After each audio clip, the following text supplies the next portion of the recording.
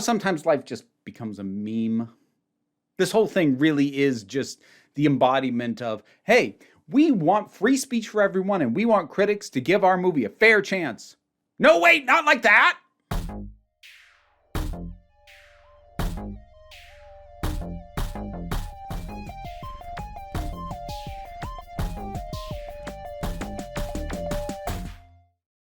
So this is one I'm just kind of rattling off, which is why you're not getting full makeup. I'm not. This isn't a topic worth prettying myself up for, to be completely honest. I am still going to do it on the main channel as opposed to the break room because I feel like it's a conversation that deserves a little bit more visibility than it would get on my secondary channel.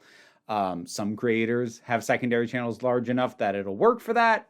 I do not. I'm not bitter. I am. I get professionally bitter. It's something I'm working on. Anyways, that's a totally separate issue. But let's talk about the Daily Wire. Let's talk about how this group of supposed free speech advocates have been going out of their way to silence criticism of their stuff. This is unsurprising and has really kind of already been going on for a little bit, but this was in fact spurred on by the fact that my friend Jessie Gender had her 2-year-old video, her up to that point best performing video, edging its way up to 1 million views on Matt Walsh's previous quote-unquote documentary, What is a Woman, got copyright claimed and blocked.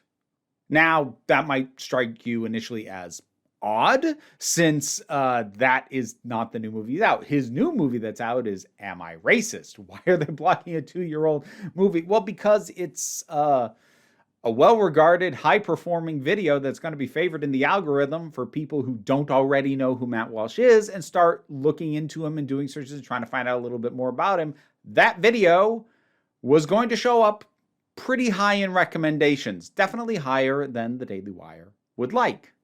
So they spiked it. And then Jessie re-uploaded it with a new intro explaining why she'd had to do that. And they did it again.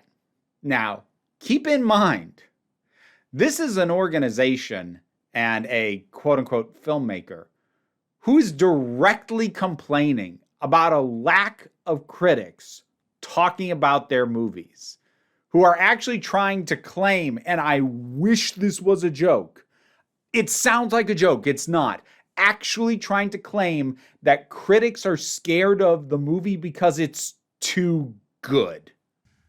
Also, our movie is actually good. And I think that's what scares them the most. And I know that sounds self-serving, saying that critics aren't reviewing it because it's too good sounds like some grade A hardcore cope. But in this case, it's true. Oh, I can't even. But these people who are openly complaining about how they aren't getting reviewed enough and are challenging critics to actually watch their movie and review it. And I invite any critic to challenge me on that point just by reviewing the film. Are doing nonsense like this. Is it surprising? No, of course it isn't. And I could sit here and point out the raw hypocrisy of that because, yeah, that is inherently massively hypocritical. I'm not sure that my pointing that out will actually do that much, though. And this is what I actually want to talk about, because I can highlight their hypocrisy in a freaking tweet. But the conversation that I actually want to have is, what should we even be doing about this? And I'll be honest, the reason I found myself thinking about this is because for a hot minute, I did consider seeking this movie out just so that I could review it and drag down its Rotten Tomatoes score a little bit more. I can be a spiteful person. I've run on spite before. Spite was how I got through 2 seasons worth of Iron Fist. Granted, that doesn't have political ramifications. This does. But still, I'm not above spite. It can be empowering sometimes. And while I thought about it for a minute, I discarded the notion relatively quickly. And yes, part of that was because A, it's not really playing anywhere that close to me, and B, I don't actually want to watch the thing because as bitter as I am, I do have just enough integrity that I would actually go and watch the thing and not just slam it based off what I've heard from people who I know personally and trust. So yeah, no, I'm not going to do that. But the thing is that there's another reason beyond that for me to not review it. even if, and I can pretty much guarantee it would have, if my review was negative and dragged down the Rotten Tomatoes score, what would that actually accomplish? I mean, for me, it would just be a massive migraine because Matt Walsh and people like him just bitch and moan every time they get critiqued, especially by anyone who is, visibly trans. And, there would have been the headache of his fans or just people who are far right wing and want an excuse to attack a trans person and will do it to anyone that they can find or has been pointed out to them, would just descend on my comments. Now, look, I'm not above shutting off comments. I've done it before. Unlike these jackasses, I don't claim to be a free speech absolutist. So I don't care if you call me a hypocrite for shutting off comments. I would do it anyway in a case like that. So, there is that notion. I didn't want the harassment because that is actively going on. You can look in the comments on the work of someone like Dead Domain to see the kind of stuff that happens. And yeah, I don't really want to have to deal with that. But that's not so much the issue. What would additional negative reviews actually accomplish that is helpful? Because here's the thing. Yeah, the actual truth is, as much as Matt Walsh and the Daily Wire complains how they don't get reviewed very much, more reviews are probably just going to pull the thing further down. Because the reality, so far as I can tell, again, speaking as someone who hasn't actually seen the thing, is that even setting the politics aside, these are not well-produced movies. They don't really do a good job of accomplishing what they claim to set out to do, and there isn't a lot to them. If more and more people review it, it's going to drag it down. This kind of disproportionate praise is not despite a low number of reviews. It's because of a low number of reviews. If more people who know anything about film or documentary making were actually watching this, that Rotten Tomatoes score would be a heck of a lot lower. But the thing is, even if it was, that still kind of serves them. Because Matt Walsh is in a little bit of a no matter what happens, I win to some degree scenario. Because there's 3 scenarios that play out. Either, and the ideal one from his perspective, I'm sure, more critics review it and like it, and so it either maintains the Rotten Tomatoes score it has or it gets better with even more reviews, then that would be his ideal. I would label that deeply unlikely. Again, just because by most accounts these are just not well made, so if you don't agree with the politics, there isn't a lot to find here. That's not to say no one can get enjoyment out of them. Some people, maybe they can. Again, I haven't seen them. But if that doesn't happen, and more people review it, and the Rotten Tomatoes score drops, well, that gives him 2 things that he wants. One, it feeds the narrative of the culture war. Look, they're trying to suppress us. They're trying to slam us. They're trying to silence us, says the group actively silencing people. But we'll circle back on the hypocrisy again in a minute. But there's all that. But there's another thing. If more critics, especially like known professional critics from outlets you've actually heard of, as opposed to mostly a bunch of YouTube channels, if more of them review it, regardless of what they say about it, regardless of whether they praise it or slam it, that alone gives it more legitimacy. Because the more people you have actually treating it like it's a serious film and not a piece of political propaganda, then it just bolsters the idea that they're making a real movie. Regardless of whatever you think of these things, the Daily Wire is not seriously making movies. They've picked up stuff that nobody else wanted, and there's a reason most of their original stuff only gets released on their platform. They have no interest in producing anything that doesn't serve their agenda in some fashion, either by the content of the film itself or by the narrative they can weave around it. The Daily Wire is exactly what they claim the rest of Hollywood is. They are a deeply politically motivated organization. So anything they release, whether they claim it to be a documentary or claim it to be a comedy, is deeply politically motivated. It just is. It can't be anything else. That's the entire purpose of the organization. And lending that legitimacy by having professional critics give it their time and attention benefits them, no matter what those critics say. Because as I say, if they slam it, well, that just feeds their culture war narrative. And if we are in the situation that we're currently in, which is barely anybody has reviewed it, I think last I checked it had 11 reviews total from actual recognized critics on Rotten Tomatoes. And again, Rotten Tomatoes is a lousy metric for anything, but like it's what people keep referring to, so fine, whatever. But that's a low number. And so now he gets to complain about how critics are trying to silence him by not talking about it. And so no matter what, it either in some way benefits him in the Daily Wire, or he can spin it at an angle that still bolsters his other claims or the overall picture that he's trying to paint. No matter what, he can spin it in a way that helps. And, you know, no matter what happens, I win scenarios are pretty easy to get into when you have no scruples and don't care about being called a hypocrite. And that's something that really kind of matters. As much as I opened with pointing out the hypocrisy of the Daily Wire, they don't care that they're hypocrites. This is true of actually pretty much all of the right. Well, not all, the vast majority. Let's go with that. The vast majority of the right at this point in time, especially the non-political appointed right, meaning like people who aren't actually, you know, senators or on staff for a politician or whatever, you know, the punditry especially, they do not care about being hypocrites or being called hypocrites. They just don't. And neither does their audience.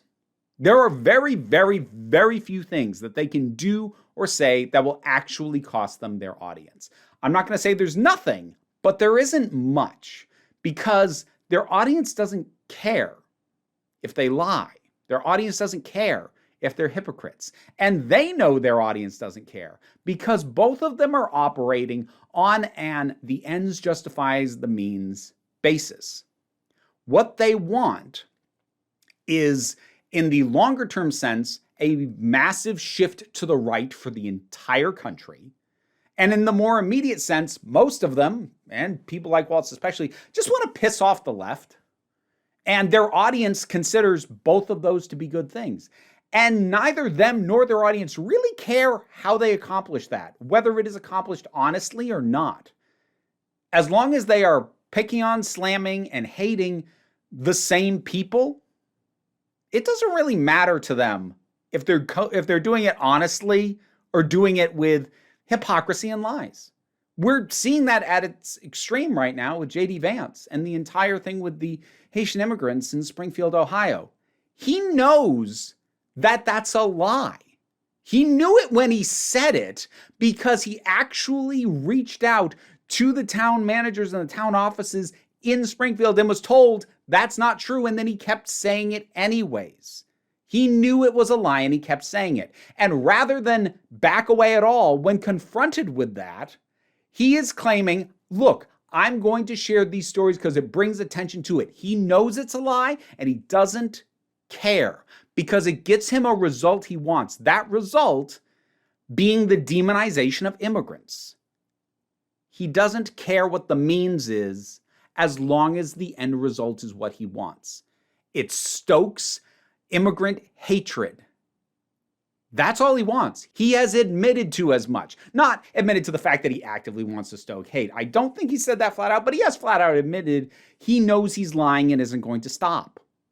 So the right doesn't care about being hypocrites. The left does. The left are honestly probably overly sensitive about being hypocritical. Not that I'm saying you should be okay with being hypocritical. If you find yourself being hypocritical, that probably requires some self-examination, some adjustment. But, you know, it shouldn't be paralyzing the way that it often feels like it becomes. There has to be a line somewhere. And the problem is, I don't know where it is, and it probably shifts on a case-by-case basis because what do we do with something like, am I racist? Because on the one hand, yeah, having more people review it is just going to bring more attention to it, make it seem more legitimate. But at the same time, this is the biggest push from the Daily Wire. It's actually in theaters. It actually cracked the top 5 grossing movies, which granted it happened during a dang slow theatrical period, but that just means they released it during a particularly savvy point. This thing has made back 3 times its budget. This is going to empower them to do this again. So yeah, it probably is worth at least some of us pointing out everything that's wrong with this damn thing. But at the same time, I feel like there's a left-leaning urge to jump on everything that they do that is nonsense. And to a certain degree, they count on us doing that. So yeah, maybe an argument could be made that there is a reason to review and address and rebut something like Am I Racist? But we could probably ignore God's Not Dead 5, which to be fair actually is getting ignored, but maybe we should have ignored it from the very beginning. Because that first one was reviewed enough to have enough legitimacy that they're now on their 5th. I think we could benefit from ignoring more of this.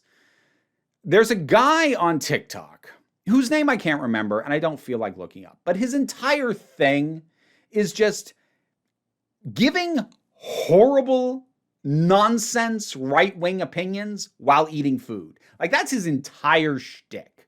I'm not even going to show a clip of him. Because, I don't want to do what I have been trying to explain to other people on TikTok that they need to stop doing, which is stitching him and debunking him and explaining why he's wrong. Of course he's wrong. He's spouting utter nonsense. Even if you agree with his core political philosophies, the actual words he's saying are bizarre and strange and off-putting and ridiculous. Even if you agree with his ideas, how he's expressing them is absurd. But we keep engaging. That's his entire engagement model, I guarantee it, is just pissing us off and making us come in to debunk him. Because every time we do, it puts more eyes on him and it stokes the audience he already has. Because as I said, in the most immediate sense, what these people want, because their audience lives off of it, is to piss us off. They love us angry more than anything else, especially in these sort of punditry elements. That gets them so much more money than anything else. If they can show how we're pissed at them, that's money in the bank. They love that because their audience feeds off of it. We should just be ignoring him. We have to pick more of our battles. We have to decide what is actually worth addressing. And again, Am I Racist probably is worth addressing at least a little, as was Am I a Woman? Because while that one didn't come out in theaters, it did have a major push in marketing here on YouTube. So debunking it here on YouTube was important. It was a good thing that Jessie did, and she put a ton of work into it. And it's being gone after.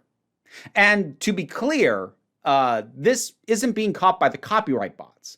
Because you've heard me talk about this before with my issues with the BBC. When you first upload a video, it gets scanned by the bots for, whatever might be in there that is already in the system as something that should be flagged. So it cleared the bots. It cleared initial copyright. And in fact, her re-upload was up for 3 whole days before it was claimed manually.